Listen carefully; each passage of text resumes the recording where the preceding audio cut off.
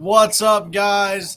I am super excited for the show tonight. Tonight we talk about our what I believe is going to be our biggest tournament of the year on Indian Lake in cooperation with Tosh Collins and the Indian Lake Flathead Catfish Tournament, the annual. So we have a cool show lined up for you guys. We're going to be talking about what we got going on in that tournament. We're going to be talking about the rules, as well as we are going to be allowing you guys to jump in the conversation with us, and hopefully you guys can talk about the rules and what you guys want to see out of the tournament. We are 100% open to angler participation and angler comments here. We want to know what you guys want for this tournament. So Tosh is in the background right now. This is just a small introduction before we get to him. As always, this is the Mid-Ohio Catfishing Podcast. I am your host and tournament director, Corey Jeffers, and we will be right back to you guys here.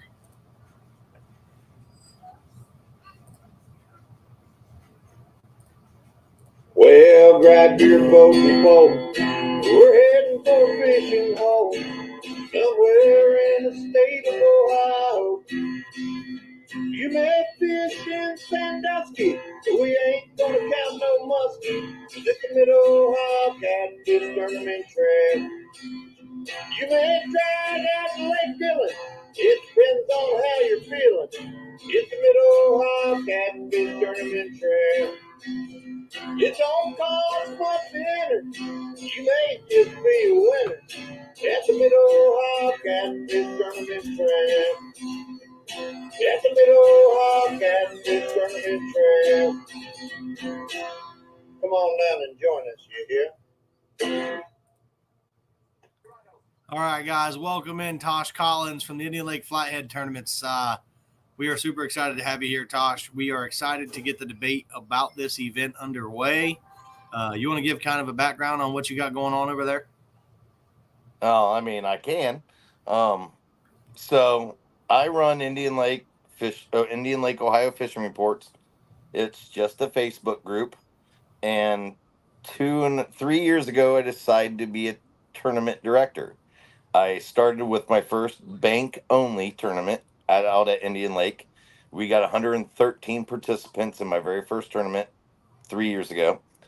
And then from there, we went on to host, 4 or 5 tournaments a year, including our signature annual Indian Lake Catfish Tournament, which we get in 550 entries last year, 467 the year before. But in the early 2000s and late 1990s, we were getting close to 800, upwards of 1,200 entries. So it's kind of a tournament I felt when I joined it 2 years ago, I felt our community was neglecting, because it's got to be Ohio's, not just Ohio's, but America's biggest catfish tournament. If you have 800, 1,200 entries, I don't see anybody challenging that, and I can provide 550 entries of last year, and I just don't see anything challenging that at the moment. Yeah, no, absolutely. And I've heard about your tournament for years, obviously being a catfisherman, and I've always wanted to go up and fish it. I've never made the time to do it. I don't know why. I think maybe fishing against 500 people got a little nerve-wracking for me, but we've got our first couple viewers in here saying hi. We got our tournament trail. Everybody in our tournament trail has an Aunt Pam. She's one of the anglers on our trail. She's awesome. Fish Izzle's in here, and so is Paula. So welcome in, guys. We are discussing our Indian Lake event that we are going to be holding on June 6th, right? Yep, June 6th from 5 p.m. to 1 a.m., I believe. Yep, June 6th, 5 p.m. to 1 a.m. We will be there probably a little early. I'm sure people are going to want to show up early and chat. We will be at the Moundwood Boathouse there early to chat and hang out with people. But this whole chat tonight is basically going to be based on that. We're going to touch on some other subjects as well. I'm sure the chat's going to dictate where we go. But this is really about what we have going on, how we're going to start it is we're going to talk about what Tosh and I kind of had planned for this event and what we are envisioning. But what we really want more than anything is we want you guys to chime in. We are not hard set on how this event is going to go. We want your guys' input. We want what you guys have to say to be heard about the tournament and how we're going to run it. We want to make this an event for the community, especially for those guys that are up there, those 550 people that fish Tosh's tournament, as well as my boat guys and my length division guys. So what we have going on real fast is we're going to run the tournament. For us, it's going to be like we're going to do it like our normal tournament. We're going to show up to the lake. We're going to fish 5 p.m. to 1 a.m. We're going to have the boat division, which is $100 entry fee, which is your three, because it's a big fish water, it's going to be 3 of your biggest fish. At the end of the night, you'll keep them alive in your live well. You'll bring them to a live weigh-in, just like we do at every boat tournament we have. At the same time that tournament is running, we're also going to be running a length division tournament. And that length division tournament will be your 3 longest fish. Those fish will be measured on a bump board, on a musky bumper bump board, which we will have plenty to loan out at the shelter house. That tournament costs $50 to enter. That is a solo person tournament. You fish by yourself in that tournament, 3 rods. We want to let everybody know that is a bank, kayak, small boat, whatever you got, you can fish in the length division tournament.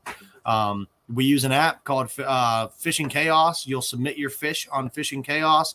And like I said, it'll be your 3 longest fish. If you can't compete because you don't have a live well or anything, if you're one of them people that have a live well in the bed of your truck, but you want to fish in an entry tournament that's a little higher, I know Tosh has done a really good job at making it that possible. One way to do that would be you can use your live well in your truck to transport fish up in that length division tournament. If you don't have a board or whatever it is and you want to bring it up for us to submit it for you, you can bring it to the shelter house. We'll measure it. We'll have boards there to measure it, as well as anybody who wants to just do the $20 entry that Tosh always puts on. If there's anybody that still wants to do that outside of fish those 2 higher entry tournaments, Tosh is going to be doing that as well on the side. It's going to be you won't be with the people that are in our tournament, the boat guys or the link guys. It'll just be his $20 entry. And we are going to do the longest channel cat of all of them. So you'll measure, everybody can keep a channel cat in your live well. So it'll be 3 flatheads, 1 channel cat. And at the end of the night, whoever has the longest channel cat will win the channel cat side pot. That's going to be $10. Did I hit everything here, Tosh? For the most part. I mean, yeah. We're going to run 3 tournaments. 3 tournaments to please everybody. So for the guys that like Corey's tournament, the guys that like Big Cat, the guys that like the actual traditional catfish tournaments, yeah, 50-gallon live well checks on a boat. It's two adults or more, or 2 adults and however many children. 3 adults and as many kids that can fit on the boat. Okay, 3 adults and as many kids. The price is $100 per boat. So Corey is offering the more traditional style that we see in King Cat, Icebreaker, and all the catfish world. But then he's also offering, and I really encourage my guys, a lot of my guys with the boat tournaments or the boat live wells and that fish the boats, I encourage them to get into this. $100 entry. It's kind of a high stakes to us, but $100 entry. You guys have the live wells. A lot of our guys, Tony Clausen, all them, they fish your tournaments regardless, so they already have the whatever. I want them to get into the $100 entry aspect. Then again, we also have the bank length and the kayak length. Whereas I want other guys to also explore that avenue, get into a kayak length and a bank length. And then for the 125 people that are used to my tournaments every month, $20. You get in, you have a live well that'll bring the fish to me in safe, floating water. Like the fish must lay flat, covered in water, be healthy. And then when I put him in my 700-gallon live well, he better swim around for like 4 or 5 hours because we keep him. So we're holding essentially 3 tournaments in one day in 8 hours based on everybody in the catfish industries want. We got the normal catfish tournament, 50-gallon live well mandatory, all the live fish mandatory, all that. You weigh in one time at the end of the night. The same thing with the length tournament. You weigh in your fish, whatever it is, end of the night. But then we also have the $20 live, the scales are open, you bring it in, and we touch on it. And then to kick it all off, I like this idea.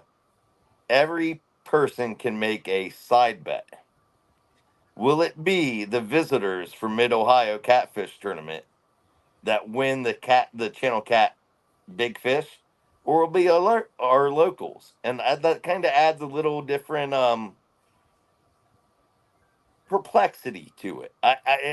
It's a lot of play for a little bit of time and a very little bit of value. Right. Yeah. No, it's almost like a Calcutta against the directors. That's pretty much what it's like. Because And I need to, if you excuse me, I need to just apologize to everybody. I'm going to smoke on this live. I normally don't smoke on my lives. I'm going to smoke. Deal with it as you can. Please don't let your kids watch. they the Calcutta, it's kind of like a Calcutta against directors. That's what it is. Yep. And I think it's pretty cool. It's a good aspect because people know that you're not fishing. People know that I'm not fishing. We're just sitting there and we're kind of rooting on our teams as they're out on the water.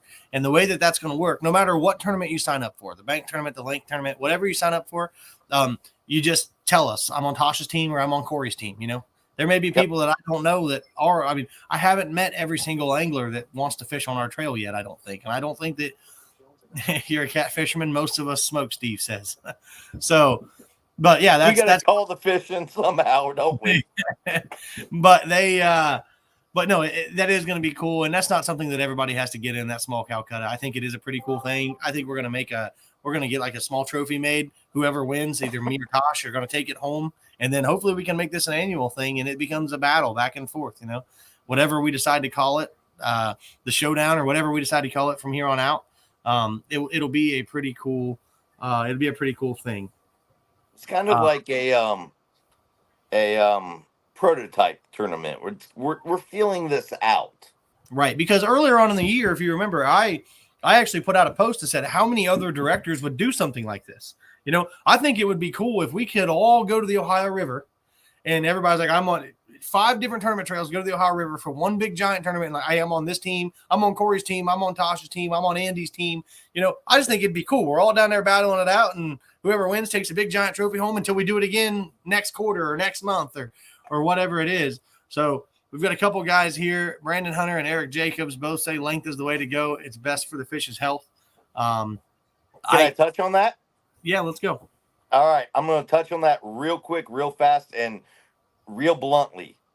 You're not wrong. Length is the best way to go when you have uneducated fishermen.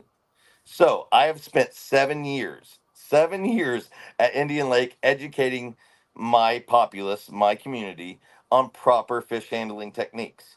I agree with you, but you got to also understand we have a whole community of bank fishermen with vehicles, of kayak fishermen with vehicles that carry 50-gallon live wells in the back of their car and 50-gallon live wells on their kayak. So part of my rules for last 3 years, we'll call it 3 years, has been your fish must come in laying flat, covered in good quality water in order to live in my 700-gallon live well I put. And we draw all natural water out of the lake. It's a reconstitution live well. The best water they can be in. We put them in the tank and we keep them.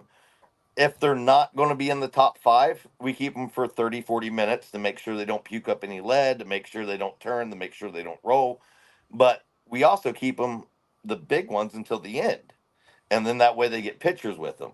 And I understand everybody's concern with this because I came from Indian Lake annual catfish tournament has been shouted in bad juju. For the longest time, yes, our tournament allowed you to bring up catfish on the bed of your truck in fish baskets, not in water. And as long as it swam around in a circular pool for 20 minutes and circular pool, spring fed cold water, they would then release it in the middle of August into our warm water, and we would have lots of floaters at the end of the tournament. Since I've took over, completely different strategy. And before I took over, I spent years educating our populace, the 125 plus anglers that get in every month, on how to hold catfish, transport catfish outside of a boat. And then plus for the last 2 years, 464 to 550 catfishermen in our annual. With last year, we had one roll in 525 roughly person tournaments and one 550 tournament. The whole year last year, we had one roll.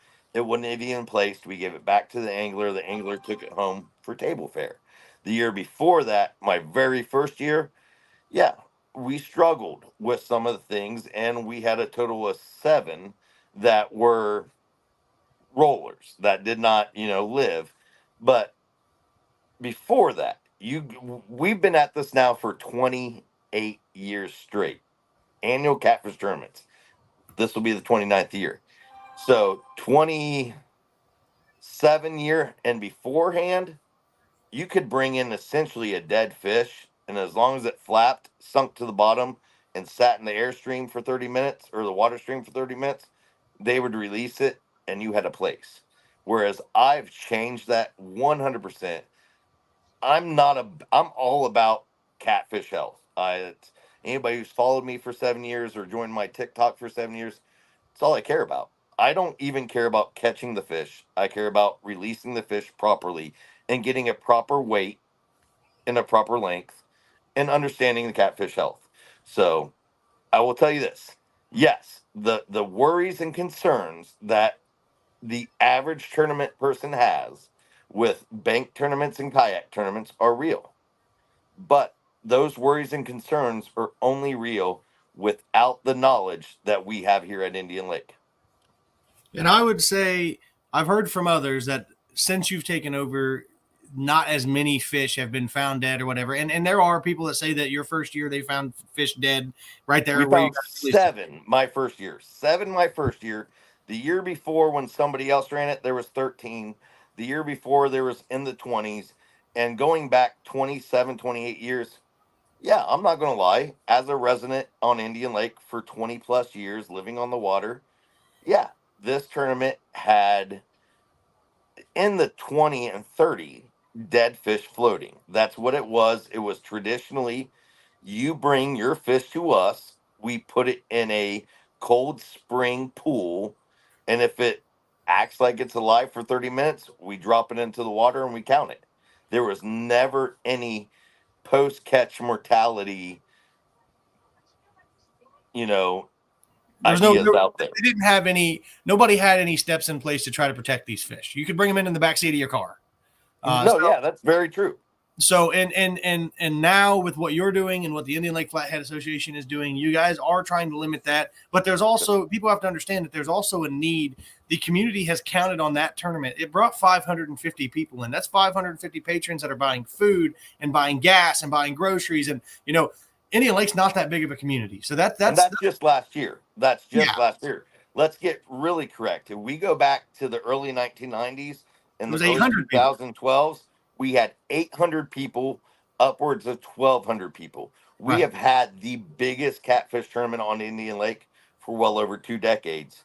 And it's really sad that our community doesn't grasp it because, well, you go down to Gallipolisas, you put 200 boats on the water, that's something.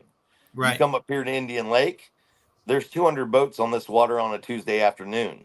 Right. So for me to put 550 fishermen on this water for 3 days, the local community kind of thinks that, well, we do that every other day. So it's kind of, we are more resort recreational, where I'm trying to boost the fishing mentality because fishing is what got Indian Lake through the 70s, 80s, and 90s.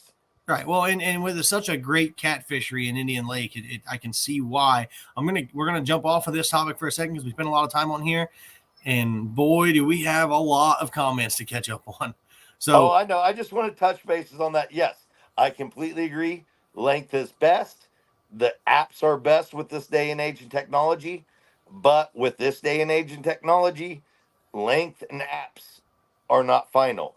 With hacking, with miscuing, with photoshopping, I believe a live weigh-in tournament is best. And the only way to do a live weigh-in tournament with bank fishermen and kayak fishermen who do not have proper live wells is to teach them how to build a proper live well, to teach them how to maintain the proper live well, and to teach them proper fish handling. And if you go back through my group or any of my TikToks for the last 7 years, 100%, that's all we're about, proper fish handling. Right. And I would say more, I know you touched on hacking and all of that, and that's getting into some deep stuff there, but I'm not trying to get into it because I run an online tournament also, but I'll tell you.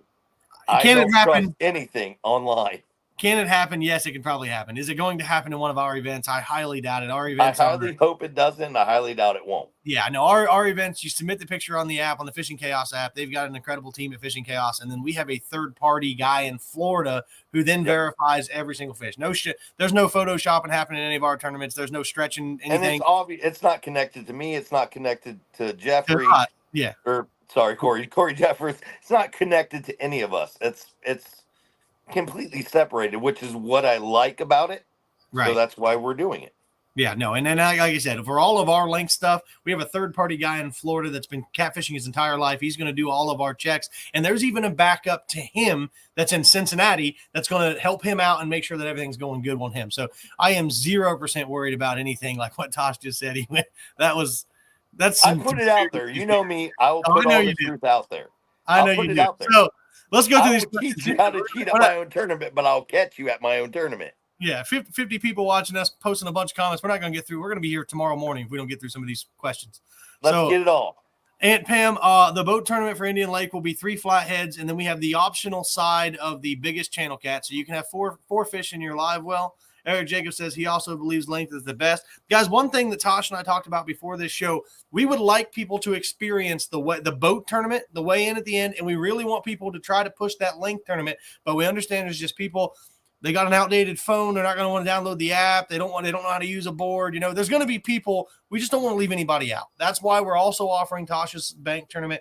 We are hoping that guys will get in the boat tournament and the length tournament, but we want to have that option for the people that can't be in it. So is there a list? I kind of want to touch real quick on the bank tournament. The reason why we have to offer that bank tournament, kayak tournament, you come up to Indian Lake, 90% of all the heavily populated fishing spots are private. There is a ton. There's 26 miles of public shoreline. So there is a ton of public fishing spots, but we have a lot of homeowners that make this their Saturday night, their Thursday to Saturday afternoon. So, that makes sense for sure. Chad, there is a list. Oh, sorry. Go ahead. No, go ahead. Chad, there is a list of catfish tournaments at Indian Lake. It's on Tosh's annual Flathead Catfish page. Just join Indian Lake Flathead Tournaments. That's my monthly tournaments we're holding for. And then also join annual Indian Lake Catfish Tournament. That is the biggest catfish tournament in America. So there's 5 total. Well, we also hold some junior angler tournaments. Right. I'm cutting my tournament. This year, I believe I have a total of 7 tournaments between catfish, derbies, and saw guys. Next year, I want to only have 3 catfish tournaments. And then the year following, I might not be holding catfish tournaments. I might be holding more youth fishing derbies because I am the director of the Future Anglers of Indian Lake, and that's my youth is my pride and joy, not adult catfish tournaments. I do that for the hell of it. Right. Travis, yes. So in the bank tournament that Tosh is going to put on just as a backup. Oh God, we don't have to listen to Travis. He can't see straight. Go ahead and read it. His will be open for 8 hours. We'll be at the shelter house as well. If somebody in the boat tournament catches a big fish that they're scared to keep in their live well, the scales will be open. But if you're in the boat weight tournament, you can't keep trading fish out at the scale house. So if you bring a fish to the scale house, that's part of your 3 flatheads. So you won't. And if it's over, is your guys' slot limit 35? No, well, yeah, Ohio. It's all 35. Yeah. It's all. I know some people have a smaller one, like West Virginia. The state limits. No, bigger. All of Ohio is the same. It's 35. So if you have 2 licenses on your boat, you can bring in 2 fish over 35, and you need 1 under 35. Yeah, and that is our rules. We do off 2-person rules. So 2 over 35, 1 under. But if you bring a fish in that's over 35 and then you release it because you were scared and you couldn't keep it in your live well, that fish counts for your 3 fish limit. You cannot bring in 2 more fish over 35 inches, just so everybody knows. So I'll address Travis real quick. Travis is a buddy of mine. Travis, this is going to be held just like everybody else wants to hold the tournaments. If you bring in and weigh in early, that is one of your 3 fish. You can't swap them up like you do on my tournament. So that means you and Teddy, you guys better catch all 40s and with 125. Now, you said something earlier that kind of caught my mind too, and I'm thinking maybe you guys have towable live wells, your kayaks, because you said that there's kayaks out there with 50-gallon live wells on it. Yep. I think you just misspoke. They probably have a towable live well, right? No, they have 2 kayaks. One kayak they row in, and one kayak that they pull behind them with Okay. a 50-gallon live well. So technically, that kayak behind them is a towable. It's just on another kayak. Yeah, it's on another Okay. kayak, but I there's was curious also the about that guys that too. there's also the guys that go out with their kayak and then have their car parked on shore with a 50-gallon live well in their car, and they're only fishing 10 feet off the shore. Okay, yeah, no, that makes sense. Tony wants to let everybody know he'll be weighing in a bigger fish than Travis. Which Tony was that? Tony Clausen. Okay, once again, block Tony Clausen. He and Travis are both not allowed to talk about it because they are in our catfish. I'm just teasing. Those guys are great guys. They fish your tournaments. They fit my tournaments. And this is why we're doing it, so that way we can incorporate everybody. Yeah, But we thank want you, opinions Tony. And from everybody. I just need you guys to bear with me because this is the fastest chat I've ever had on one of these things and the most viewers. So I am trying to keep up with this, but we will we get got to all night, dude. Take your time. Yeah, we will get to your guys' question. Bugman says it's awesome that people have live wells in their trucks. Bugman, it really is cool. Bugman's on YouTube, so I don't know if he's from Ohio or not, so he probably doesn't know much about the Indian Lake Flathead tournament. But it actually Check it out, man. Check it out. it is pretty cool. We do more education on fish handling than we would rather educate the populace on how to handle a 40-50 pound fish, bring it in, take their picture, and then release it than to ever receive any notoriety. Right. And that's obviously, you guys know that's what I'm all about too. You know, notoriety doesn't mean anything to me, fish health does. Stephen Bowden wants to know, with portable live wells and tournaments of this size, how do you monitor the fish are caught from legal water? So one way that we're going to monitor that on the boat side, we're going to do live well checks. If you're going to fish Tosh's tournament, I'm going to ask that you stop and let me see your live well. But the biggest thing that's going to stop it is we're going to have the next morning, we're going to lie detector test a third of the field. So a third of the paying field. So how I do it, most of my tournaments are never 8 hours.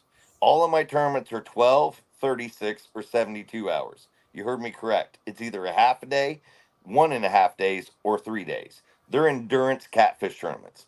So the way I do it is 1/3 of every field that's in my tournament, I polygraph test. One of the very first questions is, did you catch your fish on Indian Lake in the tournament qualified waters within the tournament times? At that point, man, I am not a judge. I'm not God. Everybody's kind of got to be left up to your own. If you beat a polygraph and you beat everybody that's out there, so be it. But you're also condemned with that karma of the fishing gods. right. Yeah. No, I don't. Look, I'm not trying to make it harder on the guys who are obeying the rules. Right. I'm all about making it easier on the guys who are obeying the rules. And we're all about keeping everyone honest. So, and Yes. actually this year, that's going to be something that's introduced to our tournament. We are probably going to have polygraphs at 90% of our tournaments. Every tournament there is subject to polygraphs for our tournaments this year, just because we're getting to the point where our tournaments are getting so big. And like that tournament in Gallipolis, 200 boats, I can't check 200 live wells. So because we all can't launch from the same spot. So that's where the polygraph is going to come in there in Gallipolis. Let's see. Pontoon Jody made it in. How you doing, Pontoon Jody? What bank tournament should be held in April and October? For cold water, I understand what you're saying there, Brandon. That makes sense to me. I like to bring up Brandon Hunter's comment. Indian Lake will never see 60 to 7 pound flatheads when they're killing 30 to 40 pounders. You want to bring that up real quick? As long as it's nice and we don't go rogue. No, I'm not.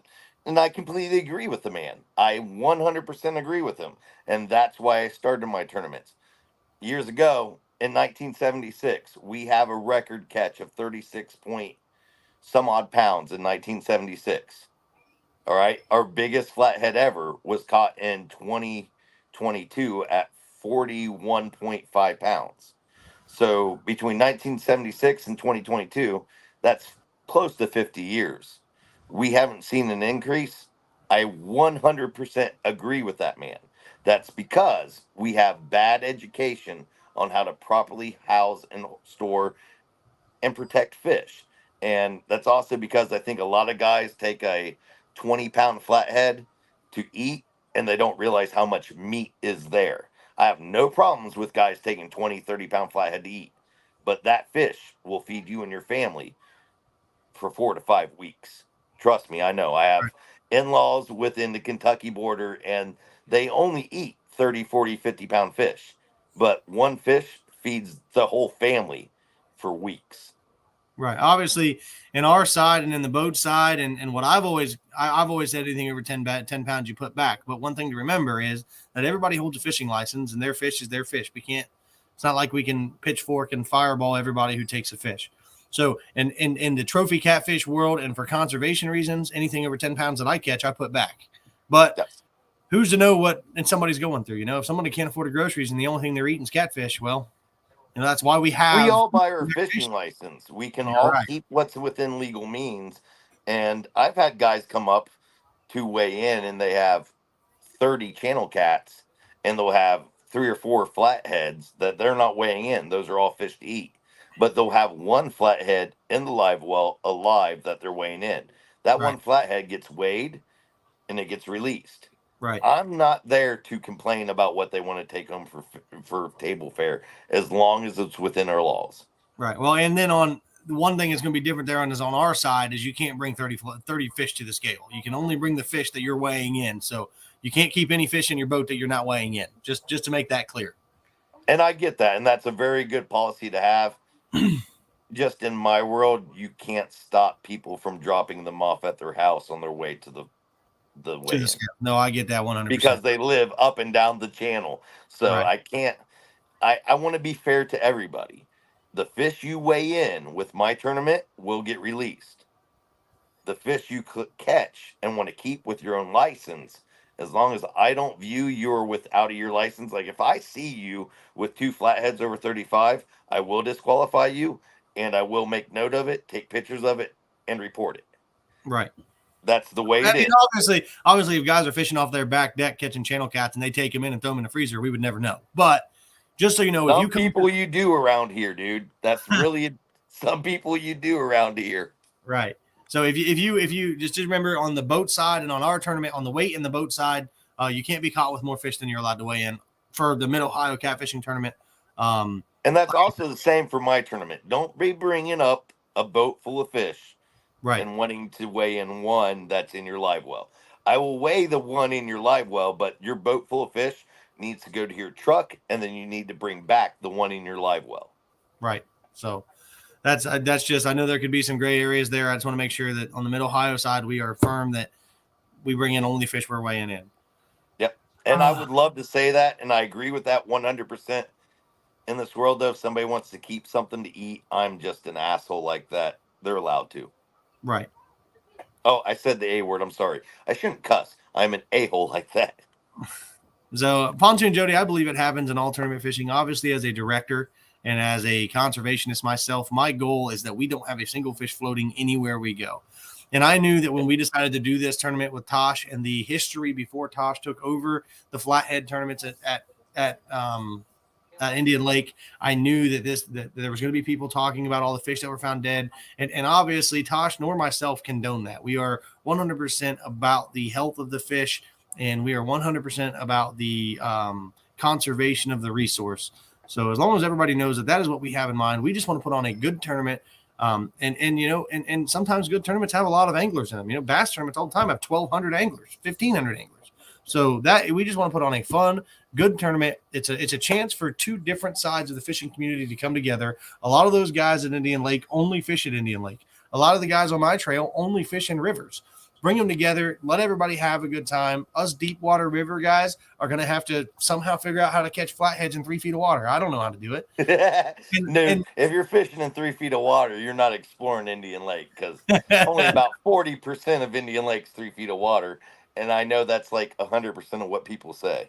Right. Well, and everywhere I fish, about 0.4% is 3 feet of water. So 40% of 3 feet of water is a lot of water. But also, people need to remember, and this is kind of where we'll separate.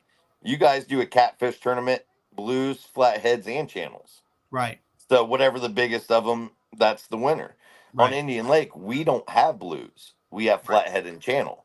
So, and I will be the first to, I'll argue this all day, and I'll talk about this all day. Flathead fishing is 1,000,000% different than blue cat fishing. Blue cat fishing is very similar to channel catfishing with different baits. You have to have a different mentality on Indian Lake. We've had some of the biggest guys in catfishing world come out here to the lake, and they don't catch crap. We are fishing for flatheads, which are normally a river species in shallow, warm rivers. In a shallow, not very current, we have very low current. We're basically stagnant pond. We're fishing for flatheads in a stagnant pond, in which we have 3 inlets. You cannot go with your normal river tactics here on Indian Lake. It just doesn't work. Stonefly asked, what Gallipolis tournament are we talking about? It's the if you go on the Mid-Ohio Catfishing Tournament Trail page on Facebook, our first tournament of the year is in Gallipolis. It's a free entry event with giant payouts. It's actually going to be a pretty cool tournament if anybody wants to check that out.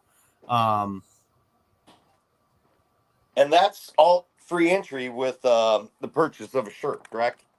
Yes, so you have to buy an event T-shirt to get in, and then your entry into the tournament is free. Guys have complained about having to buy the T-shirt. You guys are more than welcome to come and compete without a T-shirt, but you're not eligible for any of the prizes. And I know, and all the prizes are sponsored and promoted, right? It's none of it's off of the T-shirt sales, correct? I'm sorry, I didn't hear you. I said most of your prize and everything is sponsored and promoted. None of the actual prizes is based on the number of T-shirt sales. Actually, so some of the T-shirt sales money does go back in. So what it is you buy the T-shirt from the T-shirt company, they're donating the money back. Okay, I didn't realize that.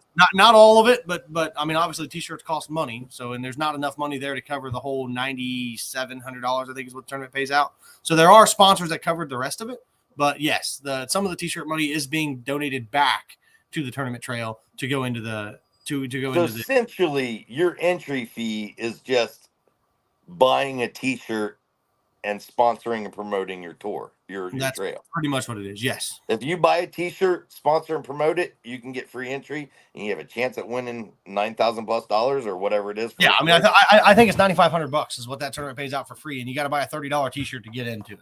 That's better than a $20 tournament winning $4,400. Absolutely, 100%. Yeah. So Dave Depew says that we need to check out this lake this spring. I've never been there. I've never fished it, but the stories are awesome, you know. Oh, God damn it. My cousin's on there. Dan Phelps. What up, guys?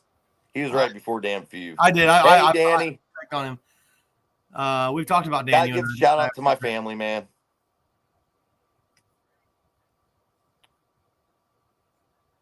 You still there? Yeah, no, I'm reading comments. Okay, Sorry, I gotta give a shout out to my family. Danny Phelps. Big shout out. I know he's a friend of yours. Yep, he's my cousin. He kind of linked us up. So big shout out to the outdoorsman, the fisherman, the angler, Danny Phelps. Hey, he's an angler within the family of anglers. Chad Wall wants to know what the max depth at Indian Lake is. I don't know. So that's an argumentative question. The max depth most people will find is 16 to 18 feet. There is a 23-foot hole that is in a very secluded place that's about 3 foot around that most of us think is either A, an old well, or B, a sinkhole. But majority average depth on Indian Lake is between 4 and 6 foot. Yeah, 3 feet. That's what I said earlier, right? 3 feet on the shallow end. I'm going to say 4 and 6 foot. So everybody else is saying about 17 foot is what all these people are saying that must fish. No, it's not 17 foot. Anybody think it's 17 foot? Jump in the water and I hope you can hold your breath. What about, so I have a buddy who fishes, I guess there's a spot where they take the boats in and out and there's a deep hole out in front of it. I have a buddy who fishes there. He catches a bunch. You have any idea what that is? Bugman, if you want to buy one of those event T-shirts, absolutely. I mean, that would pretty much be a sponsorship to the tournament because all of that money is going to be redonated back. That's awesome. I appreciate that.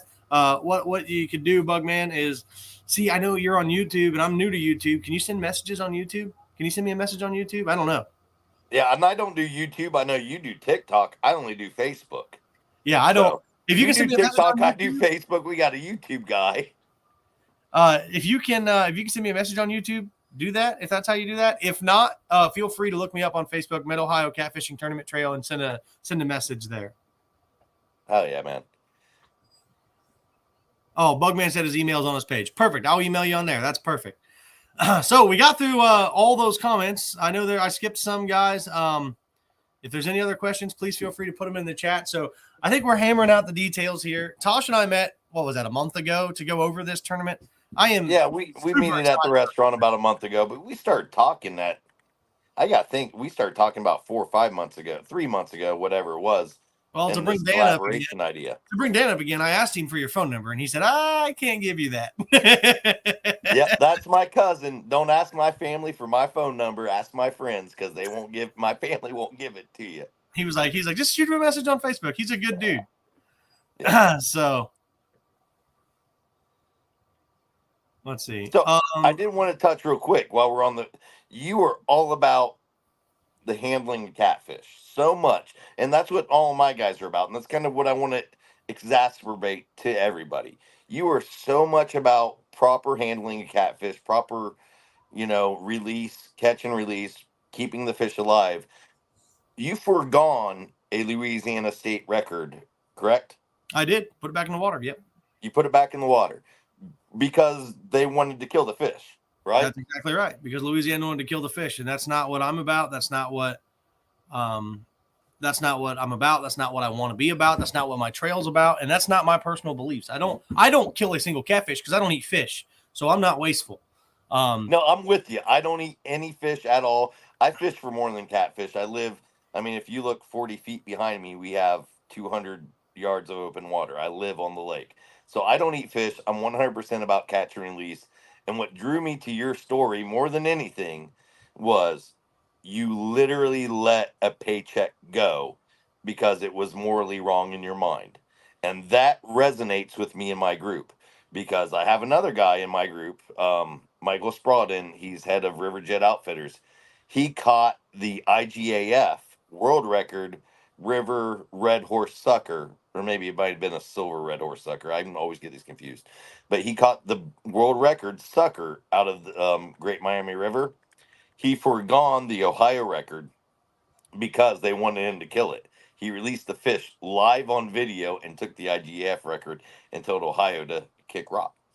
Yeah, I don't agree with any state saying you got to kill the fish for the state record. I don't agree with that. And especially now that catfishing is growing and is growing at the rate that it is, and you see all these other state records being caught, everybody should be putting those fish back in the river. That's just my view. I get it. Again, you buy a license, it's your legal license. The next guy that catches that fish may very well kill that fish and turn it in. Wasn't what I wanted to do. That's not what I want to be about. That's just not. I think most fishermen, though, man, I gotta think most fishermen, even my in-laws down in Kentucky, yes, they harvest 30, 40, 50-pound catfish to eat. They do not harvest 60, 70, 80s. When they catch those, that's catch, photographs, relief. Right. Even the guys who eat the big flatheads down the south, I really got to believe most of the fishermen in the world of anglers, we're not eating your record catfish. We're not trying to eat them. We're just eating what's accommodable in that river. And if 30, 40, 50 pounds is accommodable, with your largest being 70, 80 pounds, that's the reality of it. There's lots of people that are going to take your 30, 40 pounds and they're going to feed their family for 2 or 3 weeks on it. Right. And so Eric asked, is length the best 5/3? I think what he's saying is length the 5/3. best. Is length the best 5 or is it the best 3? Yep. We're going to do the top 3 fish for the length, Eric, on that event. So maybe we should go over that. So with your, what we'll call traditional catfish tournament, boat, live well checks and everything, it's your biggest 3, you all tournament at one time. Right. Yeah, so our boat tournament, you bring in your biggest 3. Our length tournament, you measure your biggest 3. He's saying measure your biggest 3 at one time, though. It's only one time. Right, yeah.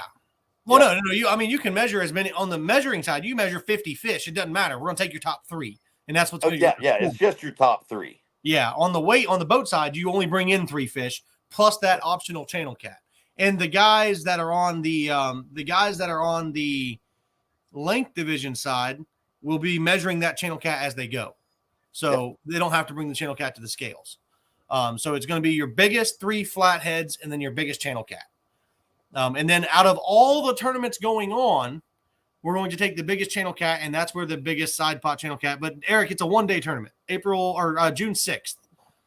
June 6th, So, 5 p.m. to 1 a.m. Yeah. So Catfish and Dreams came in late. Can you recap the dates? So this tournament that we're speaking of is the collaboration tournament of the Indian Lake Flathead Association and the Mid-Ohio Catfish Tournament Trail. We're coming together to do one tournament on June 6th on Indian Lake. It's from 5 p.m. 3 different ways.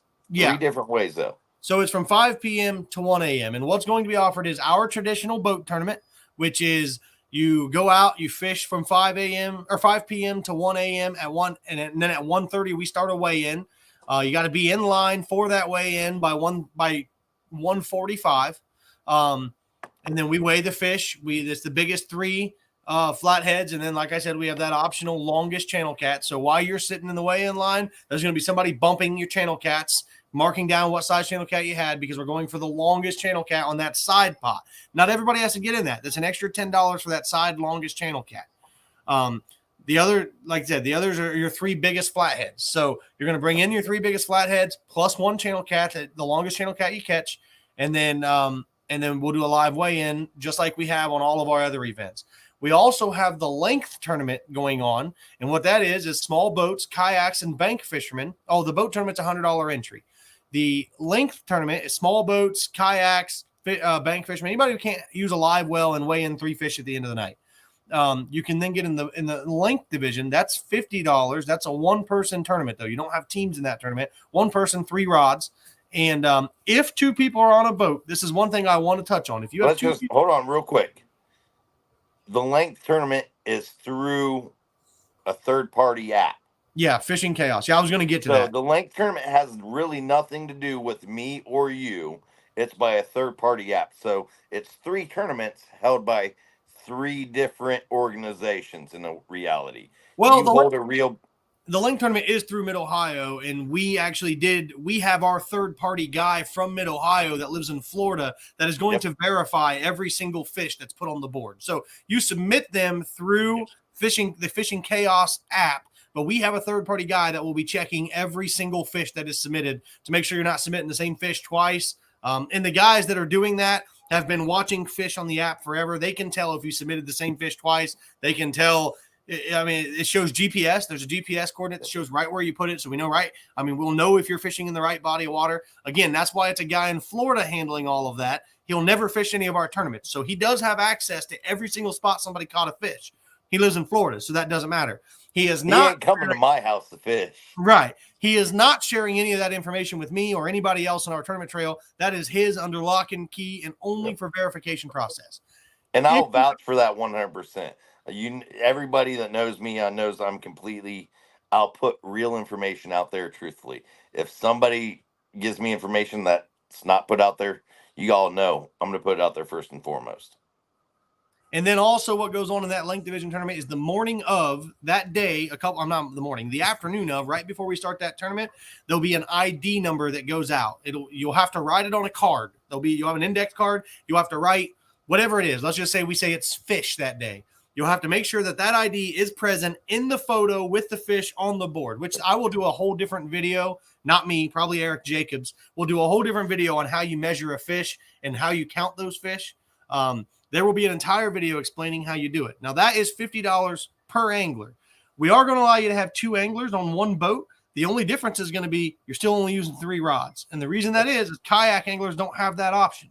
They don't get to put a second guy on their boat and then use 6 rods and share fish all day. So that's what Travis just asked. Travis asked if 3 people are on a boat, is it still 2-person rules? In the weight division side, yes. 3 people on a boat, it's still 2-person rules. We do allow up to 3 adults and as many youth. An adult, though, make sure you remember, is any youth over 15. No, so 16 and over. 16 and over, yeah. Any youth, over 15. 16 and over. Up.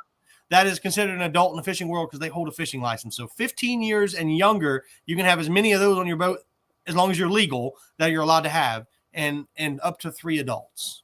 And there just might be. I'm not going to lead into anything. I'm not promising anything.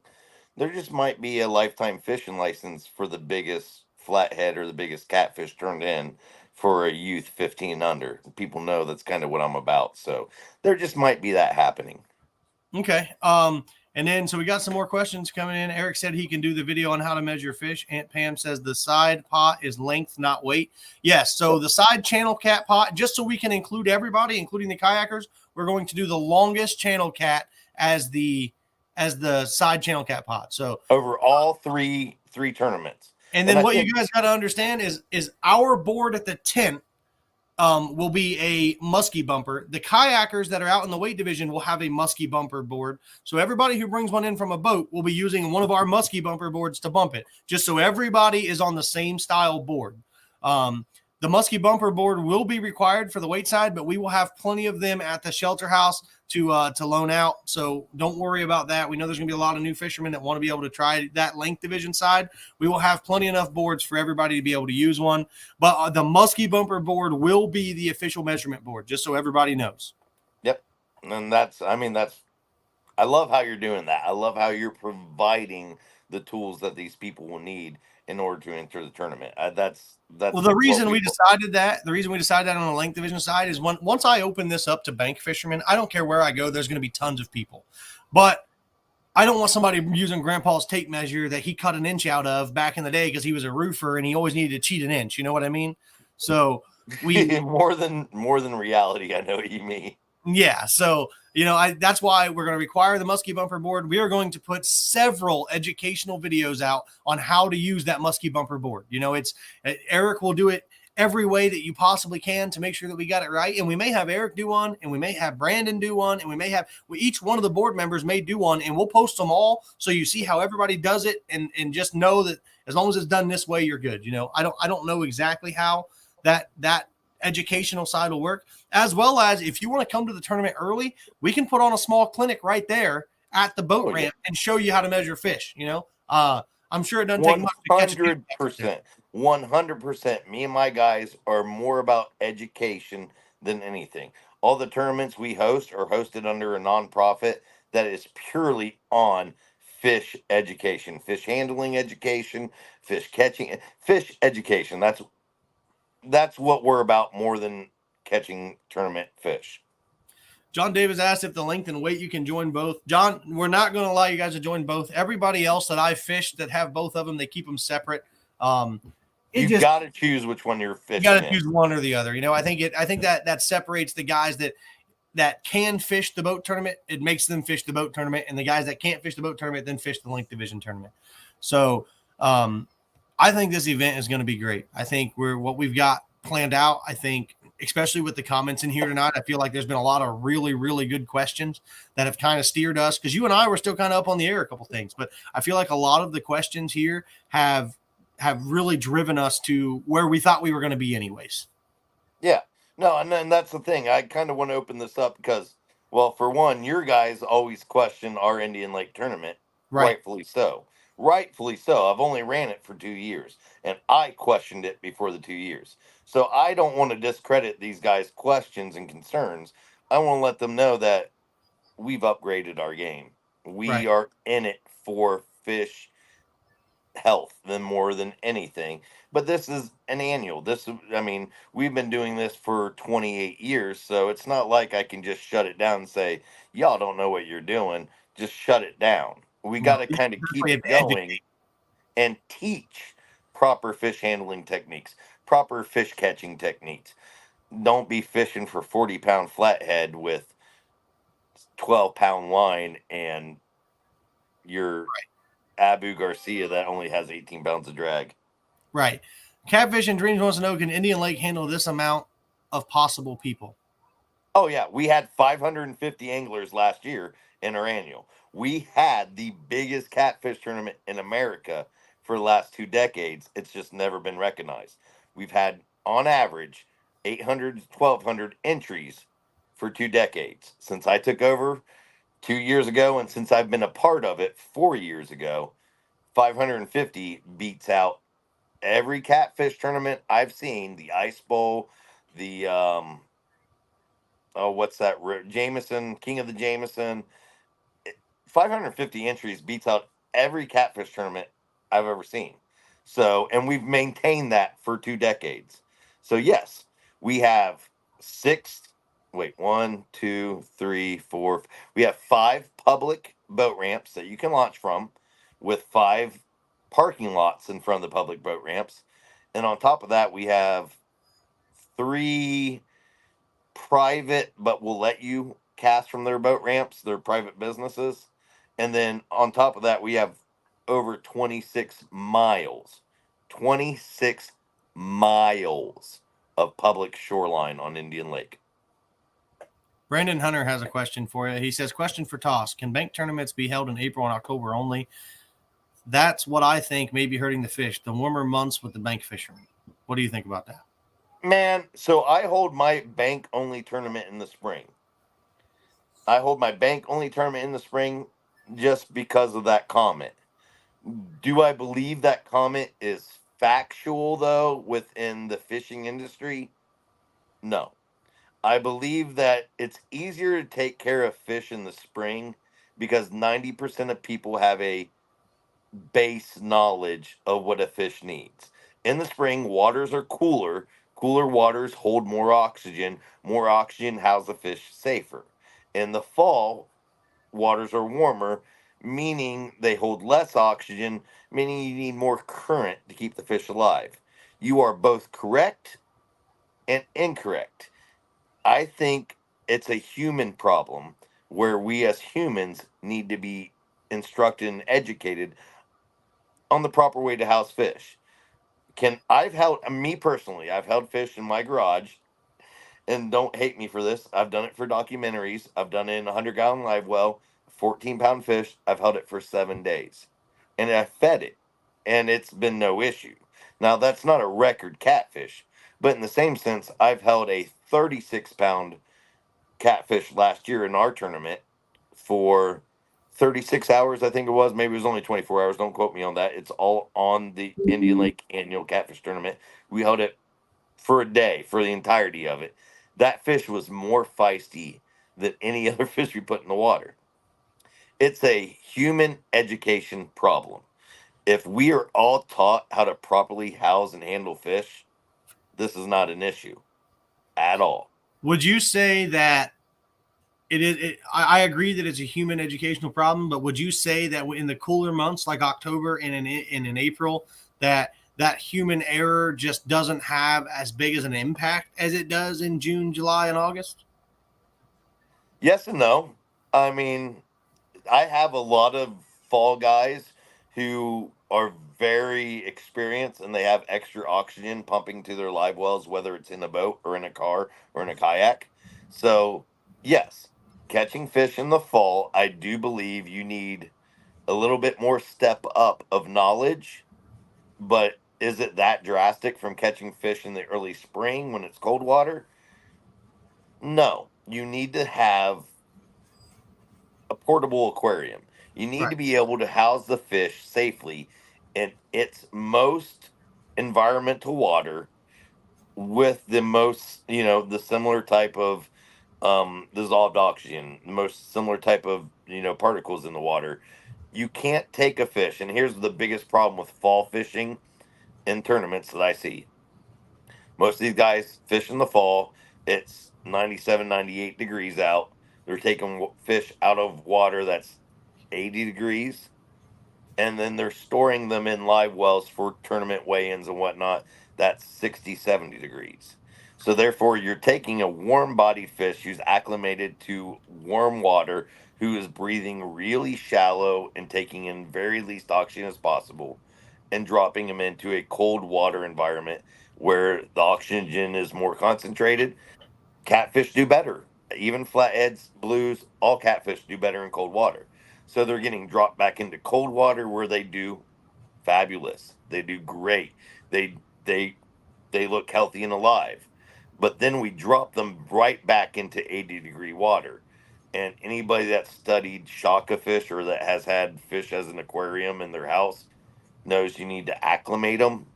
Taking a fish from, let's just say, 80-degree water to 70-degree water is less of an impact than 70-degree back to 80-degree. You will lose more fish going from cold water to warm water. So that's why we always strive The water we pull off for our live wells is the exact same water they were caught in, and it's the exact same water they'll be released in. Okay. Well, I think we've pretty much covered everything for this. I mean, like I said, I think we had great questions that came through tonight. I think we have between us. I got another question here. Travis says that Calcutta, which gets that money, the winner of. So I kind of want to address this because me and you talked about this. We did. The winner of the Calcutta, if you bet on me and you want to claim me as one of your fishermen and we win the money, I'll decide what happens with the money. I'm going to tell you right now, the money is going to get distributed to youth anglers. I don't give a hoo-ha who won it. I'm giving it to the youth. Now, Corey, he said if he caught the money, he's going to do whatever he wants. What do you want to do with it? If I win the Calcutta, it's going to be distributed against top 3 placing teams in Big Fish. So there you go. There's kind of the difference. He's going to put the Calcutta towards the top placing 3 teams, and I've got no issues with that. I think it's great. Hate to say it, guys. If we win it and you're top 3 placing 3 teams, you're giving it up to our youth anglers, and that's how it is. Yeah, no, I know we did discuss that. That's what I'm going to do. I'm going to give it to the top 3. I mean, and obviously we're talking, I don't know how much money we're talking. It depends on the Calcutta. Remember, guys, is not mandatory. You don't have it could be at $10. It could be $10,000. It could be $10. We don't know. Yeah, we don't know what it is. But if you can bet whatever you want on the Calcutta, if you want to come up and bet $5,000 on the Calcutta, we will take your bet. Right. None of us are going to profit off that Calcutta. We're only going to give it back to, well, like Corey said, he's giving it back to the top 3 anglers. I'm going to give it back to the youth. So whatever you bet, that's not going to Corey. That's not going to me. That's going to the anglers in some way. Right. Yeah. No. If we win it, if I win it, we're going to give it back in ways of placing. And then like he said, he's going to give his youth. Brian says hi. Brian is the owner of BCAT Boards. We appreciate everything he does for the trail. Thanks for jumping in, Brian. Yeah, I know Brian. I love them cat boards. The BK boards pull. Even though I don't use them, I short fish. I still love them. BCAT boards pull better than any board I've ever pulled. If you guys are looking for boards, and he actually just made some heavy duty boards that you pull on the river, they'll pull in current and wind. And I mean, the guy just, when he talked me through his process of how he makes his boards, he fished with me at Hoover one day, and he hand burrs all the foam. He hand burrs all the boards. The guy, the amount of quality. If I'm making boards, I can't say that I'm going to put half the QC in like he does. He does great quality work. He was a metal worker for many years, and that's what he did. Everything had to be perfect to the 0.00002, and his boards are the exact same way. So big shout out to Brian. We run his boards on our junior angler boat just to teach trolling. So 100% support those boards. I don't run them, but yeah, we do run those boards on all of our future angler stuff in order to teach them it. So hats off to anybody supporting this stuff and all the future anglers, man. Kevin Daniels, also known as KD Outdoors, wants to let everybody know you can buy a good 120 to 150 quart live well out of Wilmington, Ohio, off of the Facebook Marketplace. I haven't seen that, but Kevin, thanks for the shout out. As well as if you're looking to upgrade your live well in your boat, I have a guy that has been doing custom live well work. He's been doing awesome work. He's doing my live well. He sold one to Ron Hughes. John Davis is looking at him. Just so everybody knows, I mean, he does. It's NSE fabrication out of Columbus. He'll build anything you need. He's also doing portable live wells for anybody that needs a portable live well. He's doing portable live wells. So awesome guy. We're happy to have him along on the trail too. And also, if anybody wants to know, I know you got your own guy that does live wells and boats and portable live wells.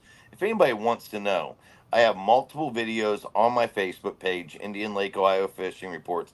I also have multiple videos on my TikTok. I have built in my garage a 200-gallon live well, fish, bait, pond, whatever you want. I have in my yard another 300 gallons, a garden pond, live well, whatnot. And then up at our tournaments, I run a 700-gallon, 4-stage live well. So if anybody wants to understand how to build a live well outside of what Corey's telling you, obviously, in your car, in your truck, I can show you how to take a Coleman cooler with a simple garden pond and build a live well that I've held 60 pounds of fish in alive for 8 hours for one tournament. So 60 pounds of fish in a 160 quart live well, 8 hours, no issues, no problems. The fish were more healthy when they were put into the lake than they were put into the live well. So it's all about knowledge and fishing. So if you can't reach it out on what Corey says with their guys, by all means, reach out. We're all about teaching in my group. We will teach Same you here. how to make the proper live well that you'll need for whatever fishing you do, whether it's catfishing down on the river just to bring home table fare or trophy fishing in a tournament. We'll show you how. Catfish and Dream says the BCAT boards look great on with his custom rattles. And John Davis says he loves the BCAT boards too. He got some pink ones for his wife. They won. I think they won some. I think she won top angler, lady angler in our tournaments. That's another thing in our tournaments. We're going to have a big fish pot on both of our tournaments, as well as we're going to have a top lady angler, top youth angler, top veteran angler on the boat side. So just some more info for you guys. So that's all sponsored stuff. And Brian is one of those sponsors, BCAT. I think BCAT's top veteran. I can't remember. But BCAT's one of them. Catfish Somewhere is giving us some stuff. Bob Mann's original 2-hook leaders gave us some stuff. Marudo Hooks gave us a cash sponsorship, which will be divided up over all of the tournaments. So it has been the support for the tournament trail this year and what we got going on I am so thankful. A lot of returning sponsors from last year, Toughest Frickin' Rods, Sizzle Marine. Those guys are all, I believe, jumping back on. So we've had an awesome start so far. And the same on our end. I have to announce our sponsors. So I thank you to all of our sponsors. Also, we have Ancient Mariner Reels. We have Sasquatch Custom Lures. We have Big Joshy Baits, Kitech USA. So we have a lot of sponsors also. And I got to thank them just as well as you thank your sponsors. If it wasn't for collaboration within this industry, we'd all be choking each other. That's what we would do. And the minute, you touched on it. So let's go there. I was going to get off, but we got another 30 minutes. First, let's just run with it. First, let's touch on what Travis asked. Is the boat side a blast off or just a certain time for lines in the water? We're going to do a blast off. Everybody will sit out in front of the ramp. I'll tell everybody when to go. That's what we're going to do. Austin said he would like to take a veteran out on the boat, one or a couple tournaments on this trail. That would be awesome, Austin. I will put that on the page because I know there were some veterans on there asking if anybody had boats. But let's run off a topic for a second here because every podcast in the catfishing industry is touching on this right now. And you and I said we were going to do it. If you've been watching the catfishing industry in the last, 3 days, the big 4 years. The big topic in the last 3 days is where is catfishing heading, and is it heading in the right direction? No. So I'm going to give you a couple minutes to say what you think, and then I'm going to take a couple minutes to say what I think. Everybody else is talking about it, so we might as well talk about it too. Can I have a couple minutes to think about my response? All right, I'll go first. Please, I don't necessarily think that the catfishing industry is going in the wrong direction. I don't agree with any of the topics that were brought up in that conversation in the last couple of days. I will admit I did not watch the interview with Alex Nagy and Dieter Melhorn because Dieter Melhorn and I don't get along, so I'm not going to give him any views. I did hear a lot of what happened, though, because several of my friends were – and before Alex Nagy, when Dieter made this video on his own, several of my friends were felt personally attacked. So I will say that I don't believe that the catfishing industry is headed in the wrong spot. Here's what I believe. I believe we have given a platform to a very select few people who don't care about the sport of catfishing. All they care about is reporting, journaling, whatever it is, on subjects that make no sense, and they do it based on a lot of lies. So I feel like the public image of catfishing is seriously being harmed because we give the wrong people the mic. I feel like the guys who do this every day, the guys who actually catfish, we actually catfish tournaments, we actually put our time and our effort into running a solid tournament trail, and we want everything to be what it is that we believe that catfishing is heading in the right direction. There's a lot now of the weight division being added. There's a lot of guys like me and Tosh who are who are for catfish conservation, who are for education, and what can we do to help the other angler. We don't care about the headlines in catfishing.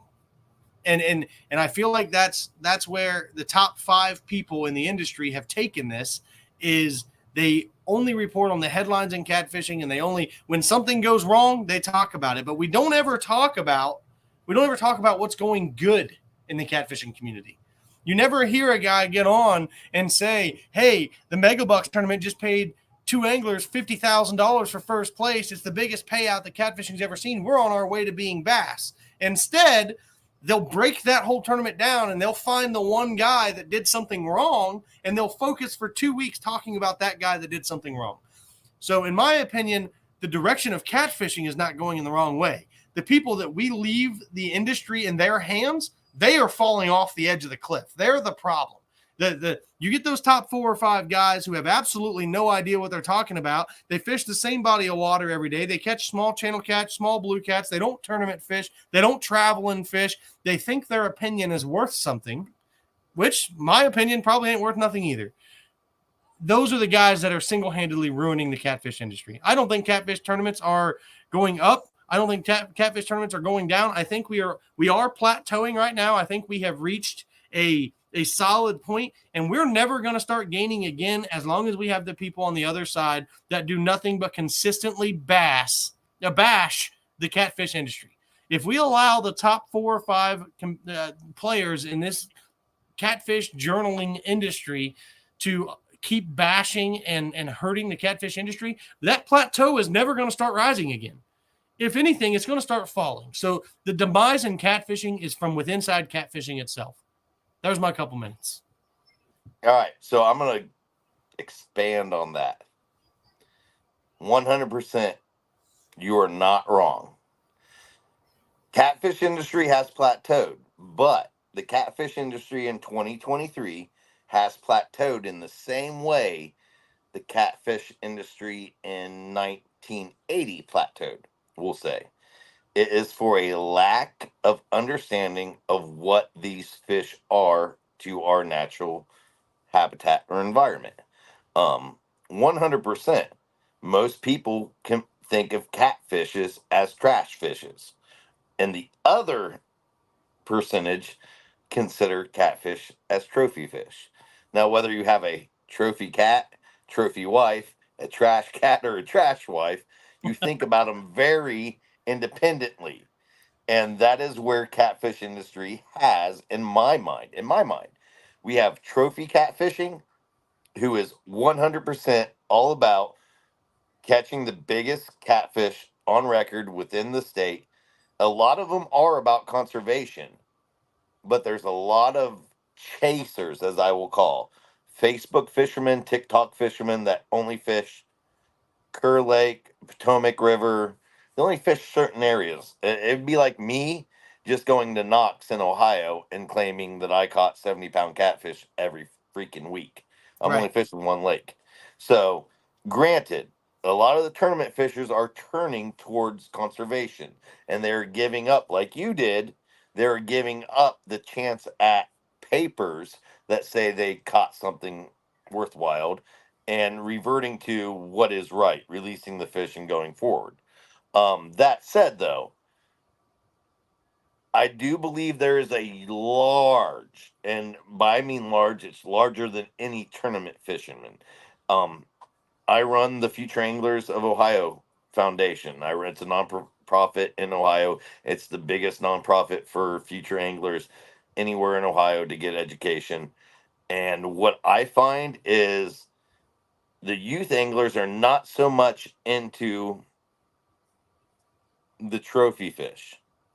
They're more into, I want to catch that 30-inch walleye and mount it. I'm releasing everything else unless I need a meal.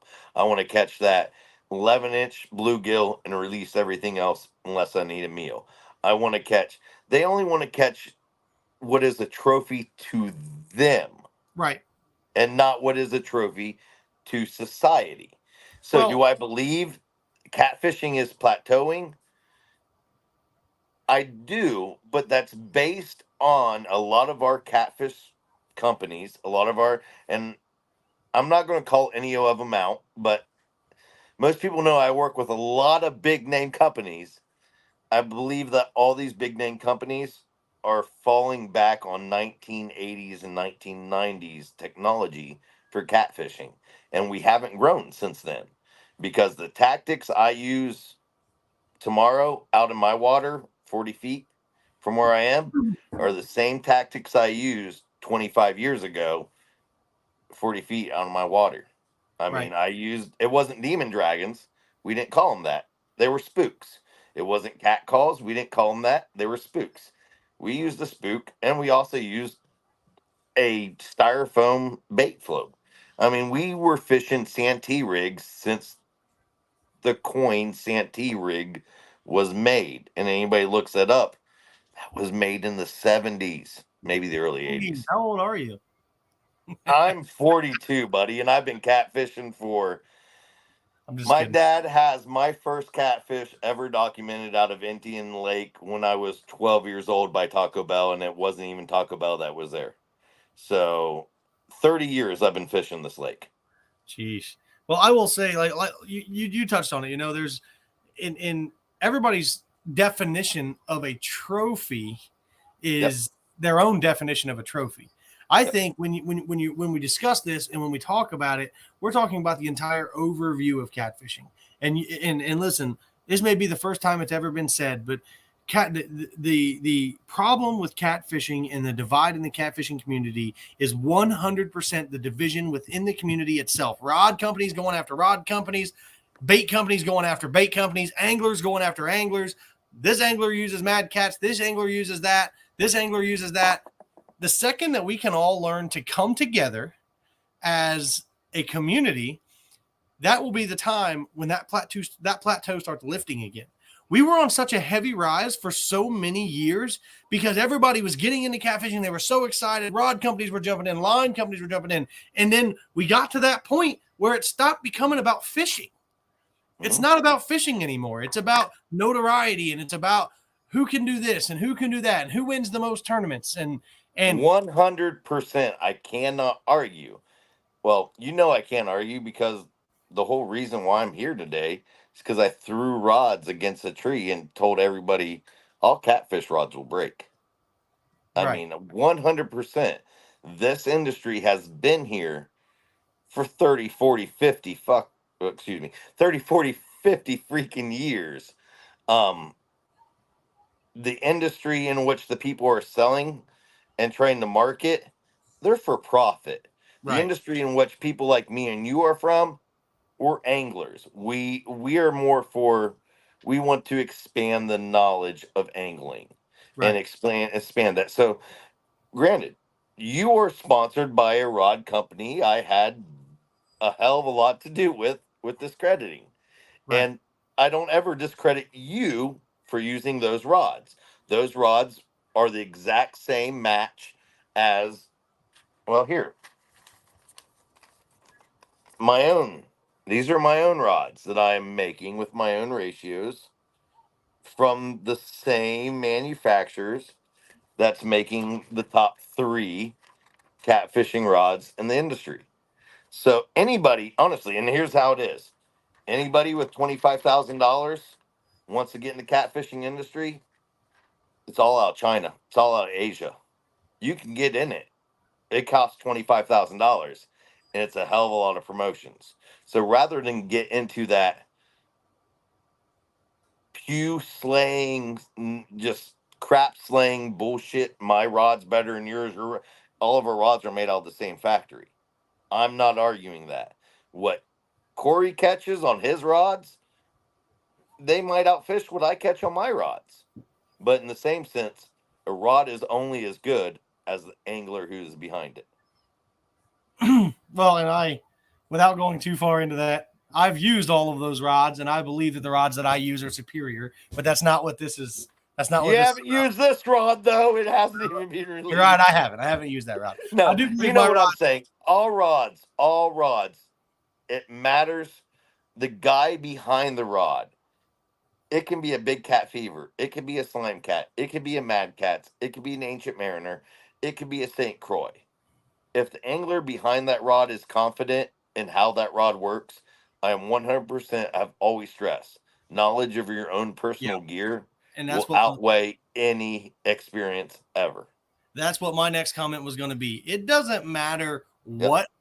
what rod you use. It doesn't matter what line you use. I use the rods that I use because I believe in the rod, and I have all the confidence in the world that I can land 118-pound fish on. I did it. Exactly. So, you know, And you have. if you You've proven it. if you believe in the equipment you're using, that doesn't matter, you know. Now I will go and I will tell the world that I trust these rods. I've caught the Louisiana state record on these rods and they've never failed me. You know, and that's part of my responsibility as being a pro staff member for them, but it's not just because I'm on their pro staff. It's because I truly believe in the rod. I had the rods before I was on this pro staff. So when it comes to that, but that's kind of what we're talking about, you know, because every angler chooses their own gear. And whether you choose a gear that's different than me, we can still fish on the same boat and we can still win the same tournament as partners, correct? Right. Yeah. I mean, Chris uses my rods now, but that's not what he was using when we started fishing. And I didn't care. And that's what is separating this whole catfish industry. And I'm right there with you. This whole catfish industry is being separated by competition. Yep. When it should not be competition amongst anglers. It shouldn't be, can I beat you? Can you beat me? Can we beat this state record? Can I beat that state record? It should be, can I beat the fish I caught last week? I'm going to lose this comment, and I need you to comment on this, because if I'm in the wrong and blast off won't work, then we need to know that. I'm okay with that. But Travis says, Corey Jeffers, just a thought with a blast off. What if you have more boats that can launch from a single ramp? I don't know anything about Indian Lakes. That's your department. Is that possible? So we've had lots of bass tournaments do blast off. Even if you launch at Moundwood, I've got to think there's, and somebody please correct me, I got to think there's 70 to 80 parking spots. But there's 5 public boat ramps at Moundwood or at Indian Lake. And where we're holding the tournament is right on the water's edge at the Moundwood Shelter House. And so, in all reality, you can park your boat at Blackhawk, launch from Blackhawk, come over to Moundwood, sign in, and be there ahead of the blast off. So even though Moundwood may only hold 70, 80 boat parking spots, a lot of our people already have their boats. We live here on the water, so we have our boats in boat docks. Right. We can drive our boat docks around to the same blast off area, just like people that want to put in Blackhawk and drive their boats over the Moundwood to the same blast off area. Yeah, because what's going to happen is after you launch your boat, I'm going to check your live well anyway. So I'm going to check your live well as you're putting your boat in the water, or if you come as you come up to register. I'm going to board your boat and check your live well. So or as you come up to register, you put your boat in somewhere else. Let's just say you're a resident. You already have your boat in the water. It's at your boat's outside my house. All right. You already have your boat as a resident. Your boat's outside my house. You can drive your boat from my house to Moundwood, line up along the seawall, register and sign in, and then they'll have their blast off. Right. Our Moundwood channel, we could easily blast off 200 plus boats. I mean, it's Mandy, Jeremy, I'm going to butcher that last name. Oh God, Chazaro says that BFL launches 150 plus boats. Yes, they do. Yep. Is that from Moundwood? From Moundwood. Yeah, and it's Jeremy and hold on, I gotta read it. Their last name is Frenchie. Chassereau? Frenchie. We just call him Frenchie. Oh, okay. Yeah, it's Jeremy and Mandy Chazaro, but we call him Frenchie. Okay. Jeremy is the second place winner of last year's annual, I believe. Second or third place. Okay. 922, we actually have tournaments at Tappan, Seneca, and we dropped Salt Fork this year. So we are actually coming to Tappan and Seneca this year. If you want to look at the schedule for the Mid-Ohio Catfishing Tournament Trail, go to Facebook, search the Mid Ohio Catfishing Tournament Trail, and you will see all of our schedule. It has the length and it has the weight side by side. It's the profile picture. Again, that's Facebook Mid Ohio Catfishing Tournament Trail. You can see everything you need there. Okay, I'm supposed to call Jeremy Pedro. Or Tony called him. I don't know if I say that. Is this like TikTok? If you say no. Travis says call him Pedro, and Tony says call him Fat Jeremy. All right, if I said that on TikTok, somebody already reported me and my channel's down. Guaranteed. No, all those guys work together. So I'll tell you this: Tony can't outfish Jeremy. Jeremy can't outfish Chad. Chad can't outfish Mark. Mark can't outfish Jeremy. So they just circle around. They're great guys. I love them to death. And here's the honest to God truth: a 15-year-old beat them all last year. So give it up to Jeremy Chazaro's son. I want to say it's Hunter. It starts with Nick. Give it up to his son and to his best friend because they beat all of these guys last year. And Aunt Pam says that I dropped Salt Fork. Aunt Pam said that I dropped Salt Fork just because she beat me, and she's probably not wrong. She came in with like a 23-pound flathead. No, that's not it at all. Salt Fork was never fished anywhere other. Yeah, I've never fished Salt Fork. So I mean, if you got beat and you just want to host a tournament there and not get beat, I got your back. Salt Fork was a very complicated lake for a lot of people. It's so big. We fished it at night. There's so many no wake zones, and I actually got pulled over from the bank. I guess one of the boats come flying up through there. It wasn't me because I was having a trolling motor in the water. But I guess one of the boats come flying up through there, and the ranger's sitting over on the bank, and he's shining his light right in my eyes. And I'm like, what is this guy doing? Like, I'm trying to fish here. And then he turns his red and blue lights on, and Chris is like, I think he wants us to come over there. I said, absolutely not. Is that guy going to pull me over from the other side of the lake? And Chris got all worried. He's like, we better go over there. So we ended up going. I don't see no identification numbers. Yeah, he said, Chris is like, we better go over there. You know, he's flashing his lights and stuff. And I'm like, dude, I am not getting pulled over by a ranger on the bank. I'm on the water. So I gave in and went over there. And he's like, you guys were doing 100 miles an hour. And I'm like, well, my boat only goes 30. And I have my trolling motor in the water. So I was not doing 100 miles an hour. He's like, well, it was a boat that had blue lights on it. And I'm like, welcome to every catfish boat in the country. Yep. So Brad Butin says, I got a Mercury 25 with $100 worth of blue lights. Right. You know, and they you're the guy that screamed all the way across the water at 75 miles an hour. And Tosh, we're going to actually, Catfishing Dreams made a good point. Why don't you do me a favor and do a video about the no wake zones and the buoys and stuff at Indian Lake, and I will share it. Well, I can do it real quick here, and I'll also do another one. It's very simple. Very, excuse my French, effing simple. 300 yards. No, 300 feet, 100 yards. You need to be a football fields away from land in order to be under wake. Under wake means to be above idle. So, yes, we don't have buoys marked all around Indian Lake. We have very few buoys marked around the major locations like Dream Bridge, the intercept between Minnewauk and Wolf. There are buoys there. But to keep yourself safe, if you're not 100 yards from land, just go at an idle. Okay, that's good to know. Just go at an idle, because there are lots of homeowners with depth finders that have pound ODNR on their phone.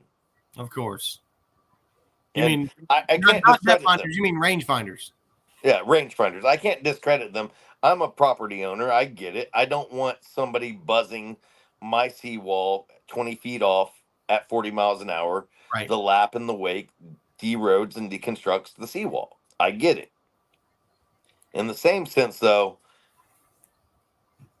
a lot of these homeowners kind of underestimate what 100 yards is, or 100 feet, or 300, 300 feet, 100 yards is.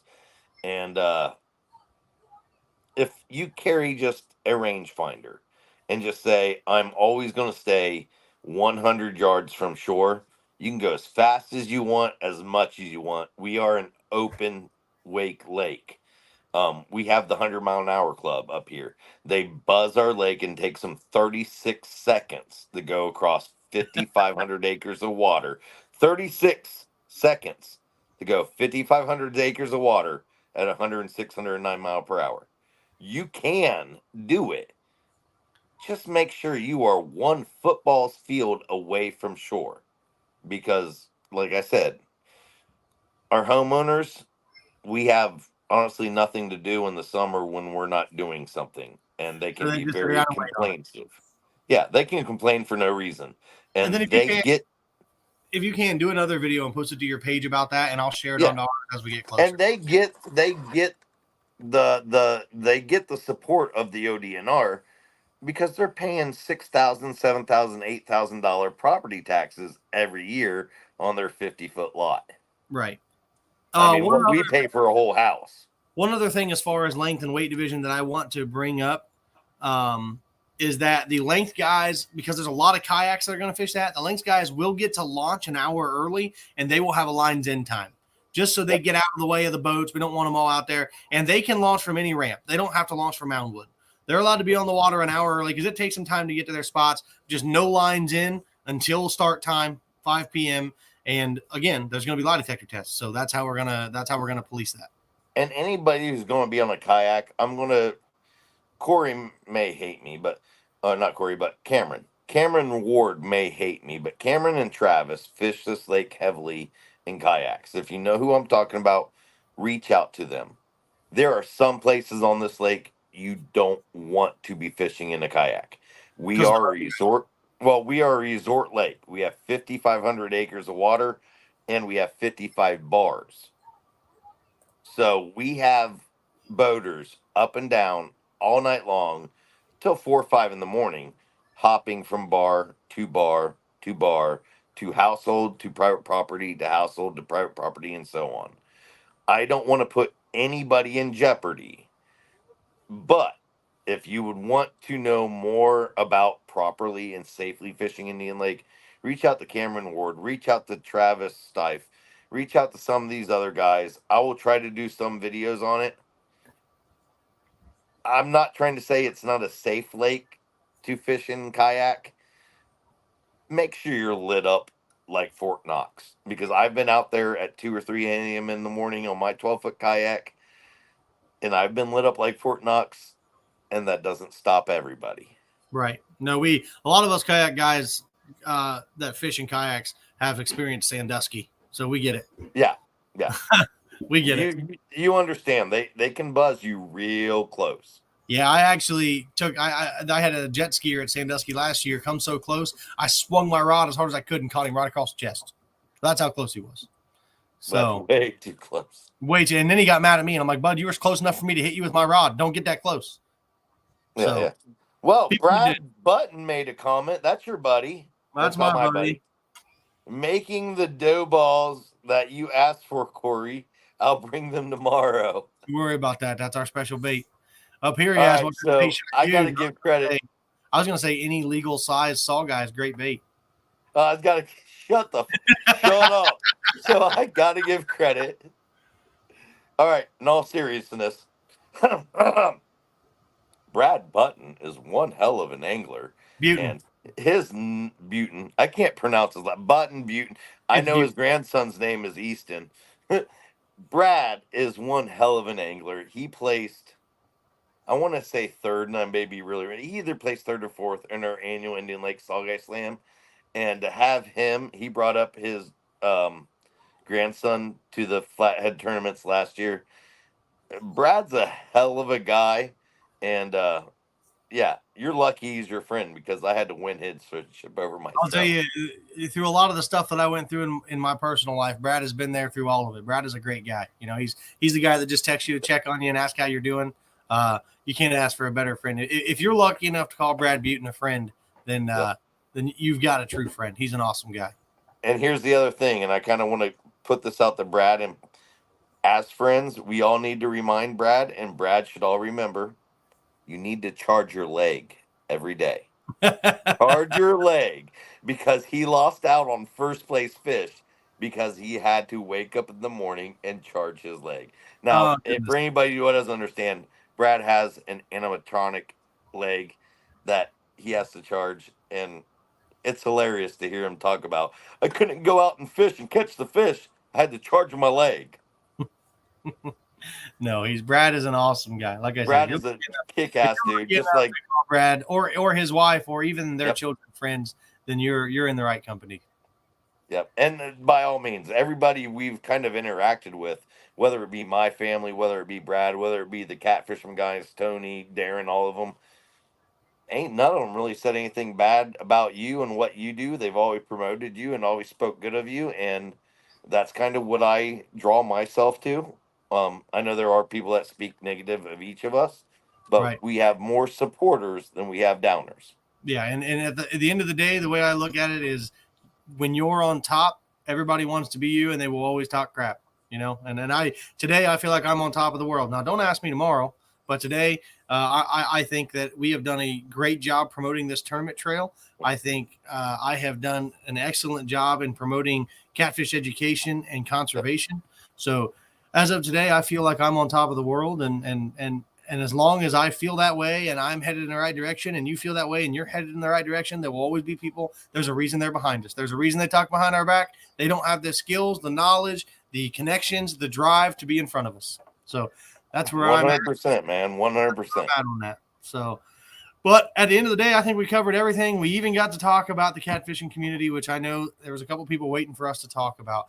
There were several of my board members in here. I didn't call them out as my board members. They did ask some great questions, as I told you they were going to. I think I'm going to rally those guys. I think we all now understand where we're going and what we're doing here at Indian Lake.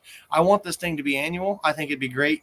But more so than that, I want everybody to see your trail and my trail come together, fish an event, make it work, and then one day, hopefully soon, we can get that whole tournament trail vibe. You know, that all of these tournament directors that are in Ohio, why can't we come together once every couple months? We used to call it a Sportsman Alliance or a League of Ohio Sportsmen, but we really need a Anglers Association within not just Ohio. Catfishing Anglers Association. They have we one. need more just in Ohio. I think we need it countrywide. We need a United States catfishing association.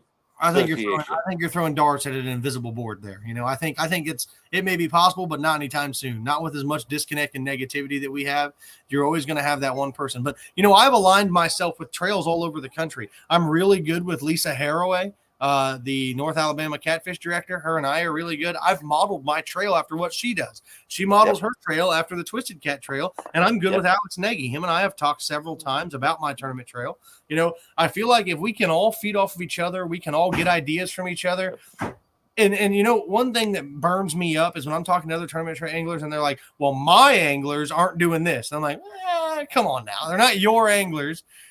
Our community is doing everything, you know, and I think the sooner people can get away from me, my, and they can realize that we are all one big catfishing community and we can come together. And just because I own a trail and operate a trail doesn't mean you have to hate me, doesn't mean I have to hate you. We are all in this for the same thing. The sooner we can all come together and make that one big connection in the catfish community, the better off that we won't have the high numbers on YouTube talking about how the catfish industry is plateaued and anglers are turning against anglers. We won't have that. If we can show a unified front and we can bring all of the catfishermen into it and we can tackle everything as one unified front without all the anger and bashing and disloyalty that you're seeing today in the catfish industry, the catfish industry can be the bass industry. I have said that for years.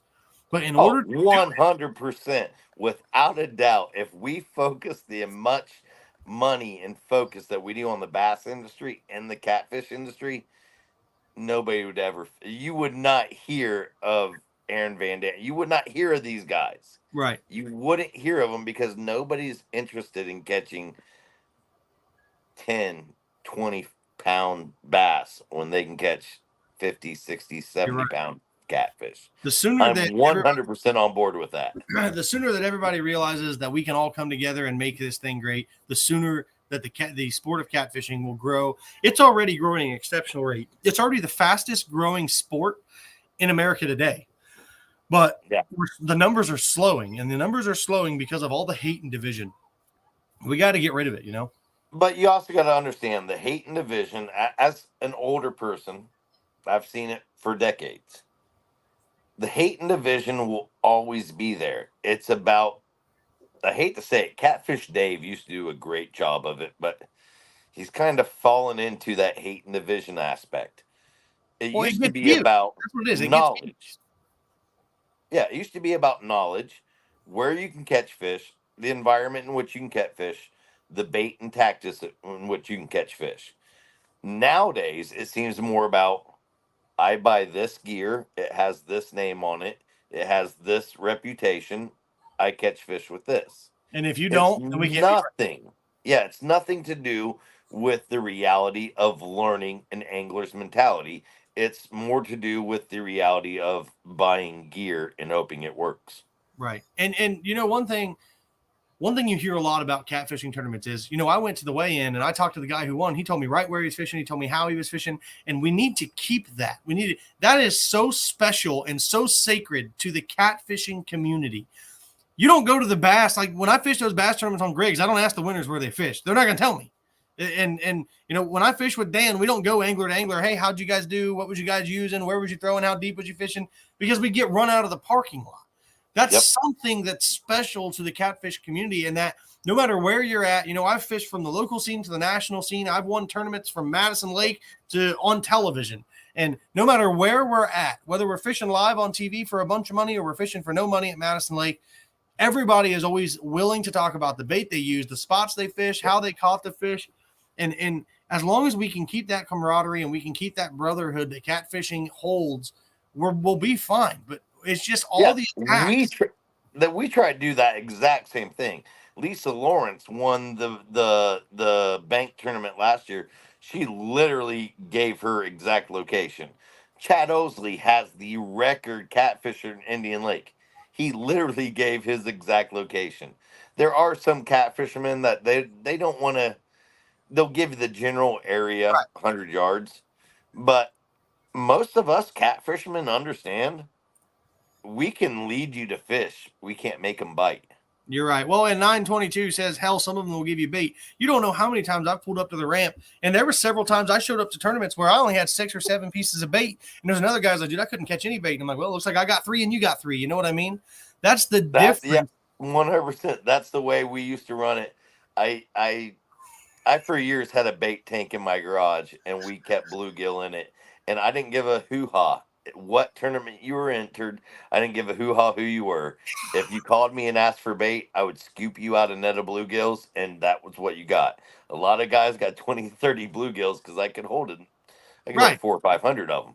But that's where we started 3 years ago with some of these guys like Brooks. There's a lot of these guys, Jeremiah, on here who cannot discredit me because they pulled up to my seawall and they said, I don't have any bait.